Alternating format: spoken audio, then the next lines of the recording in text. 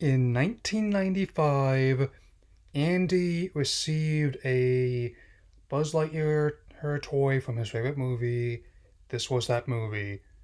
Welcome everyone to my spoiler-free look at Lightyear, the latest film from Pixar and the first one to see a theatrical release is in wide scale since Onward in early 2020. So let's begin.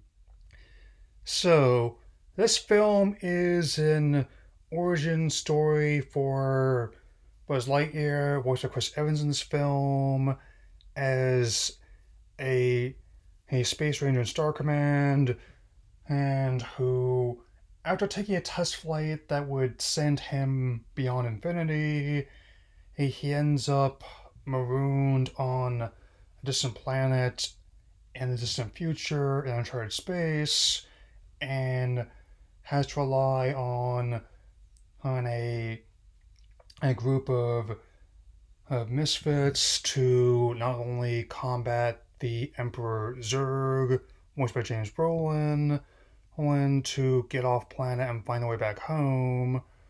And I must say, when I first heard about the concept, I didn't know what to think. I mean, other than it was like locked in and for this year since before time long ago. But when I found out more and more details, especially that this was like the in-universe film Andy saw when he was younger, where I definitely a a I got more intrigued, and especially in the case of of Taika Waititi's character Mo, that's what officially sold me. Kind of like how like the Key and Peele characters in the last movie. So there's that.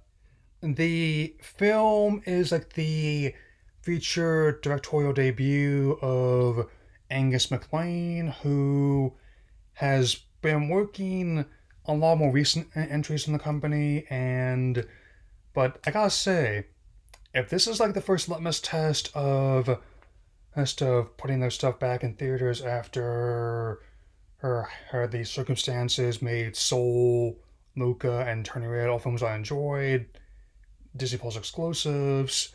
It's definitely a a solid one, especially since it should offer a nice alternative to Jurassic World and Top Gun for Father's Day weekend, and among other events like the beginning of summer, the solstice, and even though it's their first PG rated entry in the franchise, and there are indeed some dark moments, both in terms of existentialism and how spooky Zurg and his robots are. It's no worse than anything you would see in like the third or the fourth film. I mean, in terms of the drama, I mean, I actually really like the whole idea of a younger, her less experienced Buzz, but still has more than enough of the familiar lines and iconography that a lot of us all know and love. And but if this is like your first exposure to the franchise, it's a self-contained narrative, so you'll be able to follow it most likely. I mean, and as I insinuated, and when they put that scene back in, and that kind of relationship is definitely no weirder than a Space Ranger going beyond infinity. Hey, not one bit. Visually, hey, it's quite impressive. I know I just mentioned iconography a moment ago, but they found out on ways of not only incorporating a lot of familiar elements from the other four movies, but also putting new spin on it. I mean, like some of the earlier versions of the Space Ranger suits definitely stood out at me, as well as some of the spacecraft and even like the barracks where a lot of the recruits are staying. I mean, and yes, they still found ways to work in things like the Pizza Planet truck and the Luxor Bowl and lamp, which are in close to every film they've done since their inception. I mean, I know I've mentioned both of these when I was talking about Turning Red yesterday, but I've been watching these movies in some capacity for 27 years. I've been actively viewing them a little over 10. And so, and I'm Not sure about doing a spoiler review right this moment. It took me several months before I got into the territory for Turning Red. I mean, but it can definitely, I definitely think it can wait for now. At the very least, won't be after it streams in on Disney Plus, but I don't think will be until late July, early August at least, and with that, it'll also be able to talk about in terms of story and how once again the rising action and how much more interesting story it gets the more that the plan is altered. I mean, yeah, visually it's impressive, especially the color palette during the test flights and also how the worlds they end up visiting and just how things like the design, all the suits and I gotta say, it still managed to do just enough new that I can definitely say justifies existence, and looks like they actually are developing a Sheriff Woody film after all. So, I wonder what else they've got in there. Mission Incredible. I mean, Gustos. Maybe even if I was and Hornet. The possibilities for more films in the same visual universes as their other anime works are potentially endless.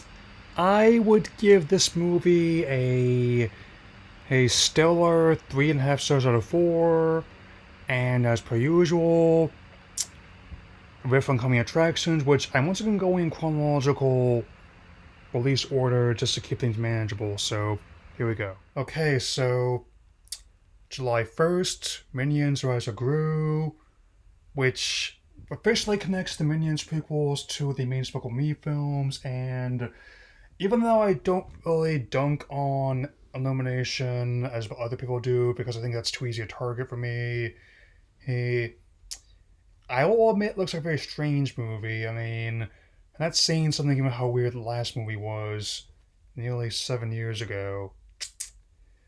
Yeah.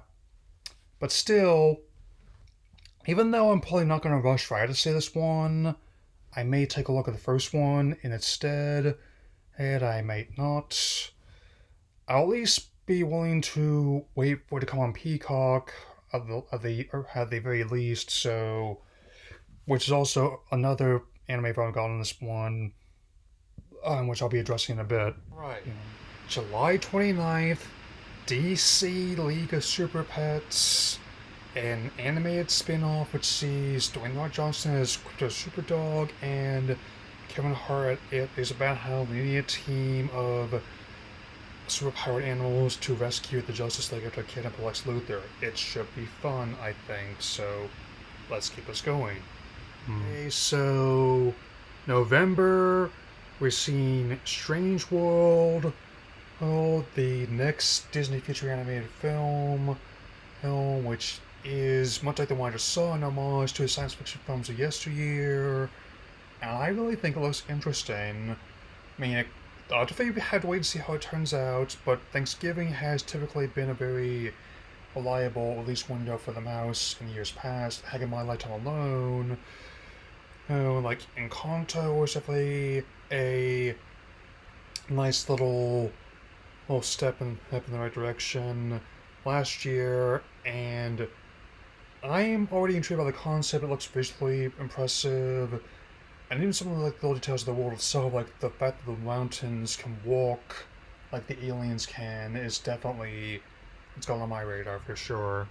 Okay, so December, which is the most recent release of this film, Puss in Boots: The Last Wish.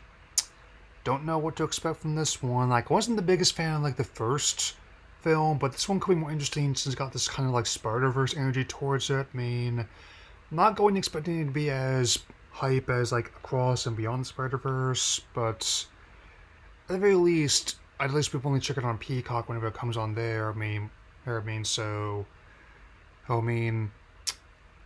sticking to my guns about the bad guys, and I was not sold on that film either. I mean, my only real concern about this one, because now it's going to be coming out right at the same time as Shazam, Fury of the Gods, as well as another film I'm so interested in to close things out. Last, but definitely not least, is Avatar The Way of Water, the first of 4 planned sequels to the 2009 smash hit, which sees much of the cast returning, as well as director James Cameron being back at the helm.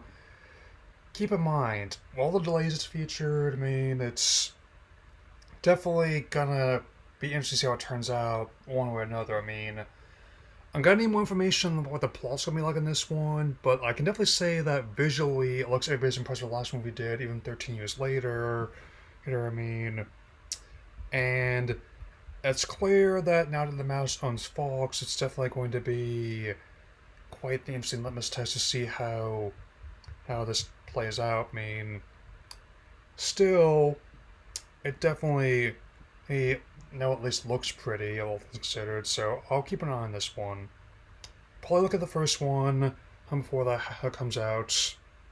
Maybe Titanic as well, since the first 20th anniversary of that movie this year. So anyway, all have to say for now. And I'll see you all again soon. Take care, everyone.